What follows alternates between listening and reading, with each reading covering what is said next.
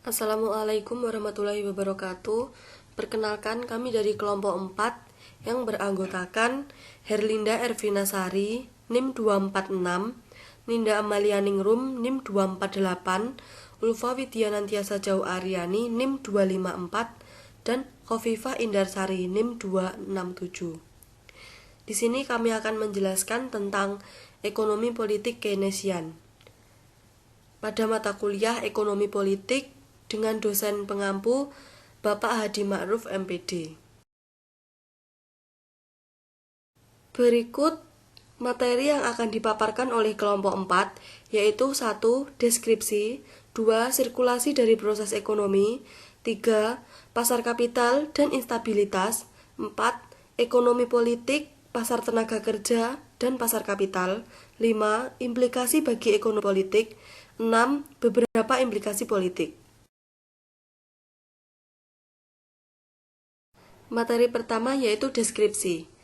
Ekonomi politik Keynesian mengajukan sebuah kritik terhadap konsep pasar yang meregulasikan dirinya sendiri dan banyak digunakan oleh para pemikir klasik dan neoklasik sebelumnya. Kritik tersebut mempertanyakan pandangan bahwa sistem pasar yang tidak diregulasikan dapat sepenuhnya memanfaatkan potensi produk yang ada dalam sebuah masyarakat.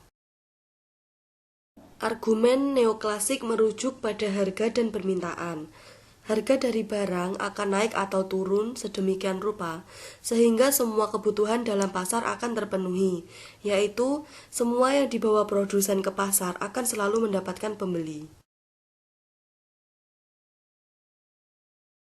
Materi selanjutnya ialah sirkulasi dari proses ekonomi. Berikut aliran sirkular tanpa pemerintah. Dalam aliran tersebut, pergerakan yang digambarkan dengan garis warna hitam biasa membentuk sirkuit tertutup dan juga menghubungkan aspek-aspek yang murni bersifat sirkular. Sedangkan pergerakan yang digambarkan dengan garis warna hijau biasa bersifat terbuka, dalam artian bahwa aliran dengan garis warna hijau merupakan pergerakan keluar dari sirkuit, atau yaitu misalnya ke dalam bentuk tabungan atau memasuki sirkuit utama dari luar. Materi selanjutnya ialah sirkularitas terjadi karena adanya ciri-ciri berikut. Yang pertama, adanya hubungan antara pendapatan dengan penyerapan tenaga kerja. Yang kedua, pendapatan akan mendorong individu untuk melakukan pengeluaran. Yang ketiga, permintaan akan mendorong perusahaan untuk melakukan produksi dan investasi. Saya Ulfa Widyantasya Jau Aryani, NIM 254 akan melanjutkan materi selanjutnya, yaitu pasar kapital dan instabilitas. Investasi yang terinduksi terbentuk karena adanya kebutuhan untuk menjaga agar kapital tetap tersedia dalam jumlah yang memadai bagi produksi di periode sekarang untuk memenuhi level permintaan yang ada sekarang. Dikatakan bahwa investasi ini terindustri atau ditimbulkan karena investasi ini ditimbulkan oleh permintaan atau profitabilitas di masa sekarang dan merupakan sebuah hasil perhitungan yang berorientasi jangka pendek dari pihak investor. Perspektif jangka pendek seperti ini terutama memang sesuai untuk investasi-investasi yang berbentuk kapital kerja, seperti investori yang berisi bahan baku dan produk jadi. Di sisi lain, pembelian pabrik dan peralatan akan dilakukan berdasarkan penilaian tentang kemungkinan level permintaan yang akan terjadi di masa depan yang lebih panjang. Investasi semacam ini memiliki perkiraan masa berlaku yang relatif panjang dan baru bisa menghasilkan keuntungan kalau sudah melewati beberapa siklus produksi. Maka, kalau investasi dalam kapital kerja adalah sebuah keputusan yang dibuat berdasarkan kalkulasi terhadap situasi di masa sekarang, maka investasi dalam pabrik dan peralatan adalah dibuat berdasarkan perhitungan tentang situasi masa depan yang berjangka panjang. Para ekonom telah sering kali menunjukkan bahwa perhitungan-perhitungan semacam ini mengandung unsur subjektif dengan menggunakan perkiraan jangka pendek dan perkiraan jangka panjang sebagai landasan perkiraan dalam keputusan investasi. Materi selanjutnya yaitu ekonomi politik dan pasar tenaga kerja dan pasar kapital. Ciri khas dari pendekatan Keynesian yang membedakannya dari pendekatan klasik dapat dilihat pada pandangan dari pendekatan Keynesian bahwa keputusan investasi lebih dipengaruhi oleh perkiraan akan permintaan di masa depan daripada biaya produksi yang sudah terjadi. Pandangan ini memiliki implikasi penting bagi argumen Keynesian tentang instabilitas dari pasar yang meregulasi dirinya sendiri. Pasar tenaga kerja merupakan inti dari permasalahan instabilitas dalam ekonomi politik. Ada dua alasan mengapa pasar tenaga kerja menduduki posisi inti dalam ekonomi politik. Yang pertama, yaitu pasar tenaga kerja adalah mekanisme yang digunakan sebagian besar individu dalam perekonomian kapitalis untuk mendapatkan nafkah bagi penghidupan mereka. Seperti yang dikatakan Lindblom, dalam sebuah perekonomian kapitalis, yang dipertaruhkan dalam pertukaran adalah nafkah untuk menyambung hidup.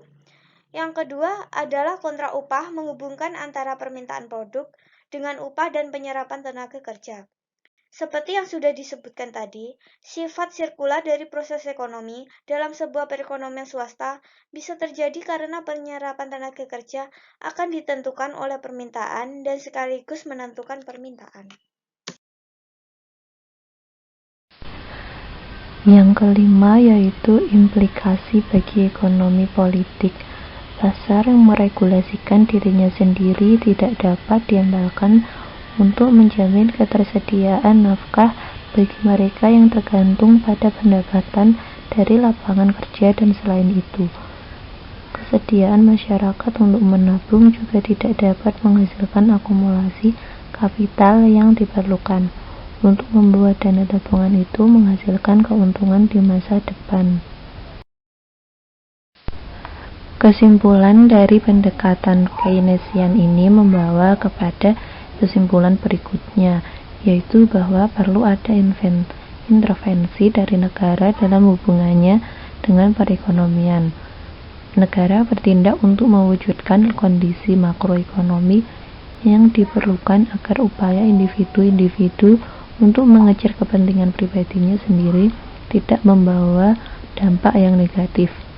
Kebijakan stabilitas yang dapat dilakukan negara difokuskan pada kondisi sistematik dalam 3 bidang, yaitu yang pertama permintaan agregat, yang kedua faktor finansial, dan yang ketiga price atau harga. Kemampuan negara untuk mempengaruhi aliran sirkular akan tergantung pada posisi negara dalam aliran itu. Negara terhubung melalui 3 titik dengan aliran sirkular sebagai berikut. 1. Pengeluaran pemerintah. 2. Pinjaman pemerintah. 3. Pajak. Saya Herlinda Irvinasari, NIM akhir 246.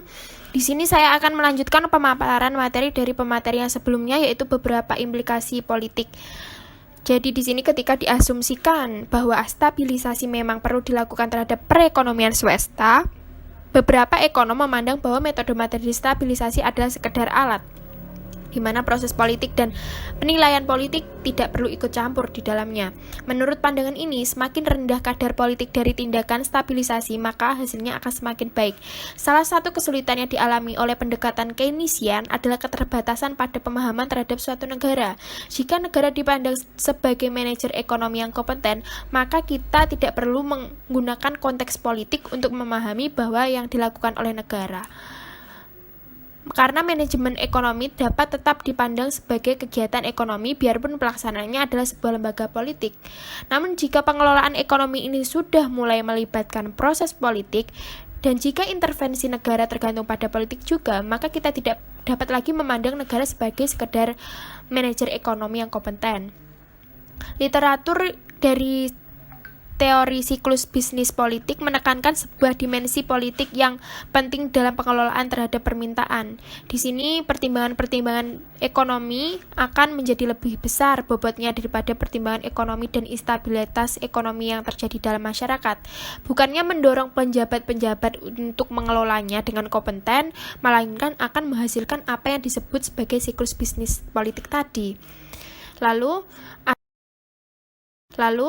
ada suatu dimensi politik lain yang memiliki implikasi yang bahkan lebih luas dari pada siklus bisnis politik adalah ketika terjadi penolakan atau tantangan terhadap institusi-institusi berdasarkan dari pasar tenaga kerja. Beberapa teoritisi memandang bahwa tantangan seperti ini adalah upaya untuk menstabilkan perekonomian dan melindungi level pendapatan dari naik turunnya pasar yang tidak diregulasi. Semakin kuat anggapan masyarakat bahwa fungsi perekonomian harus diserahkan kepada administrasi politik, maka semakin lemah pula keyakinan masyarakat tentang pentingnya pasar yang meregulasi dirinya sendiri. Lalu, pengelolaan terhadap permintaan dapat digunakan untuk mengatasi krisis yang seperti ini dengan cara melemahkan hubungan antara pendapatan, penyerapan tenaga kerja, dan permintaan agregat. Maka pengelolaan terhadap permintaan, biarpun diupayakan untuk didepolitisir atau dijadikan masalah administratif sedapat mungkin, tetap memiliki dampak-dampak yang relevan dengan dimensi politik. Perlu ditekankan bahwa perkembangan semacam ini seandainya terjadi lalu kemudian akan mempolitisir perekonomian dengan sepenuhnya, dalam artian bahwa perkembangan semacam ini tidak dapat membuat perekonomian menjadi sebuah sistem yang menjadi politis murni, melainkan akan mendorong terjadinya pemikiran ulang secara kolektif dalam masyarakat tentang sifat dan batas-batas dari pasar tersebut. Selain itu juga perlu diperhatikan bahwa kalau kita mendefinisikan ekonomi sebagai proses penyediaan kebutuhan, maka pengalih tugasan kegiatan pemenuhan kebutuhan dari administrasi akan membuat perekonomian menjadi sebuah sistem yang administratif. Maka dapat disimpulkan bahwa politik administrasi yang menjalankan penyediaan kebutuhan mengandung aspek-aspek ekonomi, aspek-aspek politik, dan aspek-aspek administratif yang tetap berbeda secara jelas antara satu dengan yang lain. Kalau aspek-aspek ini muncul secara bersamaan dalam praktiknya, tidak berarti bahwa kita dapat memahami praktik itu secara lebih jelas tanpa harus membedakan antara ketiga aspek ini. Karena kita tetap perlu memahami bahwa tiap-tiap aspek ini memiliki imperatif atau sesuatu yang harus terjadi dan tidak bisa ditolak sendiri, dan memiliki logika tersendiri dan tentunya memiliki makna tersendiri. Terima kasih, demikian pemaparan materi dari kelompok kami. Ada kurang lebihnya kami mohon maaf. Wassalamualaikum warahmatullahi wabarakatuh.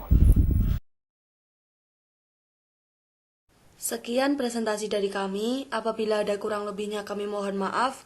Wassalamualaikum warahmatullahi wabarakatuh.